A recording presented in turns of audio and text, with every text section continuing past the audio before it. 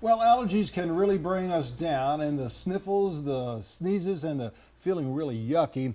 But did you know that our pets can suffer from allergies just like humans do? Dr. Ruth Roberts from Sundog Cat Moon is here to talk about combating allergies in our furry friends. I was thinking of the half dog and the half cat in the comedy strips and all that. It kind of goes like that, but yeah. So it's the logo is yin yang, so Chinese medicine. Okay. But it's the bulldog, the big happy dog, and the sort of calm, elusive nighttime cat.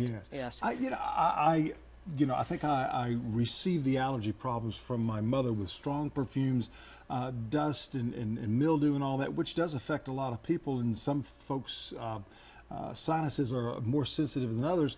And we don't realize a lot of times our cats, our animals, are just like that as well. Exactly, and that's a big problem. And there's sort of three big areas where pets get allergies from. The one we think of most commonly, the environmental stuff, the pollens, the grasses, the trees, all of that stuff, plus whatever indoor chemicals are what most folks are concerned with. But the two easier categories to deal with are flea sensitivities and then food allergies or sensitivities as well. So it's been, it's a huge conglomeration of stuff that can actually make it quite a bit worse. So these are some of the areas that causes these allergies in pets. Now I understand from pet commercials and dog food commercials, so forth, that we're seeing now, some of the pets are they're going gluten-free. Exactly. Is that really needed?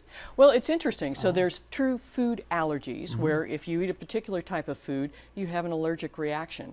And that allergic reaction may be the itching, the chewing, the biting, the scratching, but it also may be vomiting or diarrhea if there's a lot of gut sensitivities. But that's where food sensitivities are a little bit different. So if you've eaten something for a very long period of time, you may become sensitive to it, meaning whenever you eat this type of food, then you have this reaction, whatever it is, the itching or the gut stuff.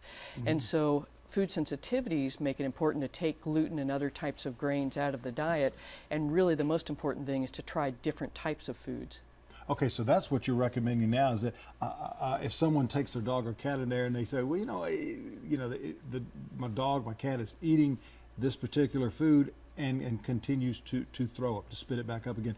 Could that be an allergy? Could that be that they need to be gluten-free to get away from that? So then you could prescribe some other different, either medications or different types of food to try. Exactly. So we'll try different types of foods. Maybe it's gluten-free, maybe it's not, but often it's just something very different from what the pet's been eating for a long period of time.